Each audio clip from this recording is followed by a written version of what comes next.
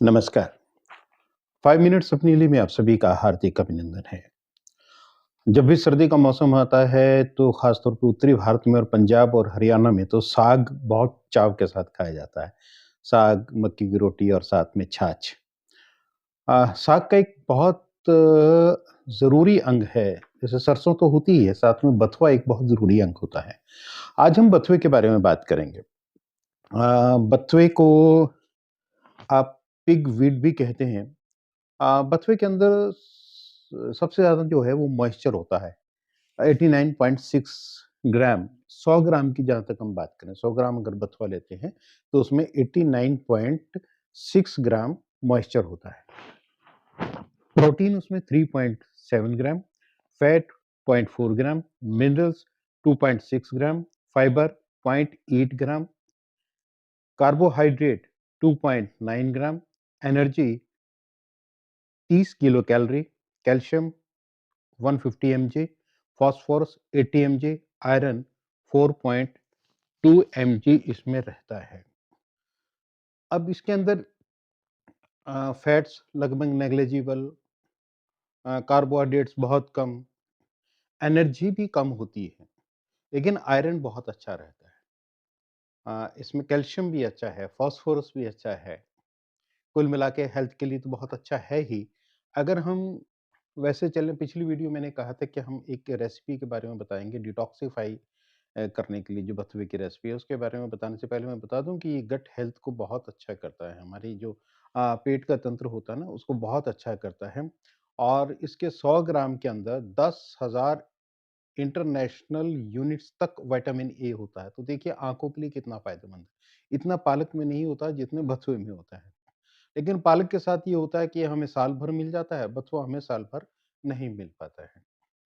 तो हालाँकि पालक भी सीज़नल वेजिटेबल है, लेकिन आजकल काफ़ी हद तक हमें 8 से 10 महीने तक पालक मिल जाता है, बथुआ नहीं मिल पाता। ये पिगवीड है, जो सर्दी में ही पैदा होती है।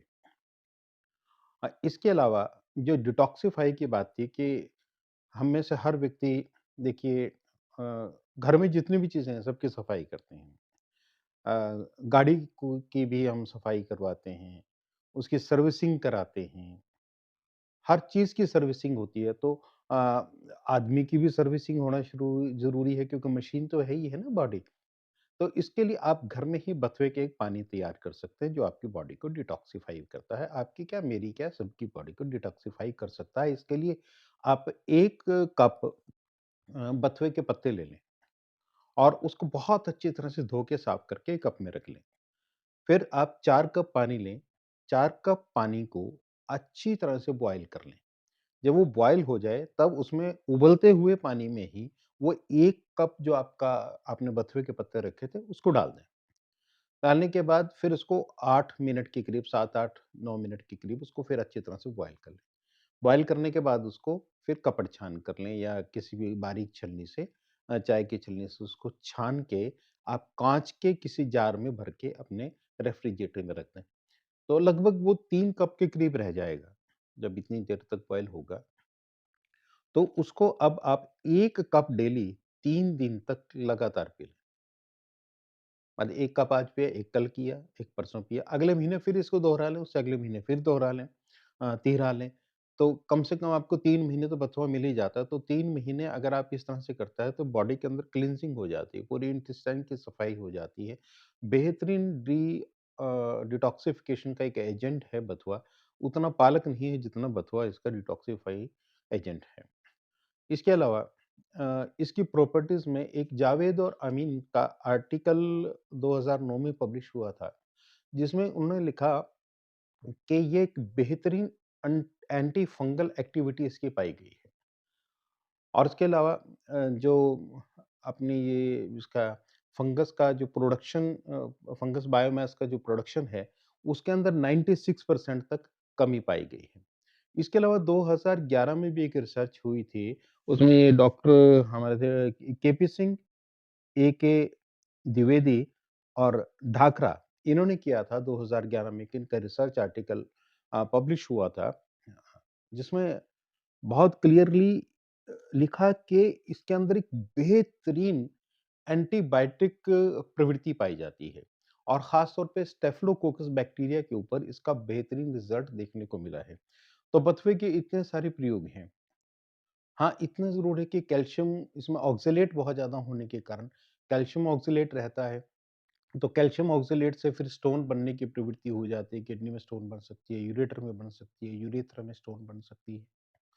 तो और जिनको स्टोन मतलब इसका अर्थ ये नहीं है कि हम बथुआ खाना ही छोड़ दें। लेकिन जिनको स्टोन फ़ॉर्मिंग बार-बार होती है, बार-बार स्टोन बनती है, वो लोग बथुए का प्रयोग कम से कम करें या अपने डॉक्टर से पूछ के करें। हालाँकि अब विटामिन होने के लिए के कारण आँखों के लिए बहुत अच्छा है, कैल्शियम, फ़ॉस्फ़ोरस होने के कारण हमारी बोन हेल्थ के लिए भी बहुत अच्छा है। हर दृष्टि से बथुआ बहुत अच्छा है। हाँ, एक चीज़ और मैं बता दूँ कि पहले के ज़माने में और ख़ास तौर पे गाँव में तो अब भी सरसों, बथुआ और चना उसमें मिक्स करके उसका साग बनाया जाता है। चने की हालाँकि अब थोड़ा-सा थोड़ा-सा कम प्रयोग में लाया जाता है।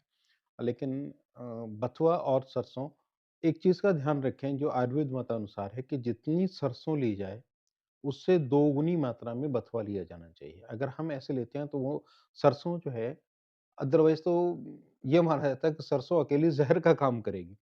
तो सरसों के पत्ते के अंदर बारीक-बारीक सा काँटा होता है, जब बथुए के साथ उसको हम घोटते हैं, तब उसके अंदर मुलायमियत आ जाती है और भी ज़्यादा फ़ायदेमंद वो हो जाता है। तो आप लोग सरसों का साग भी ज़रूर खाएँ, बथुआ भी ज़रूर खाएँ। जहाँ पालक का मौका मिले तो पालक भी ज़रूर खाएँ और ये सारी चीज़ें आप लोग प्रयोग करते ही होंगे और फैट्स ना होने के कारण, कार्ब्स बहुत कम होने के कारण, कैलोरीज़ बहुत कम होने के कारण ये पेट तो भरते हैं, लेकिन मोटापा नहीं बढ़ाता है बथुआ। तो आप बहुत अच्छे ढंग से बथुए का प्रयोग करें। आप स्वस्थ रहें, इसी कामना के साथ अगली बार हम बात करेंगे बादाम के बारे में। हालाँकि मुझे 1-2 फ़ोन आए जिसमें कहा कि काजू ने क्या कसूर किया है?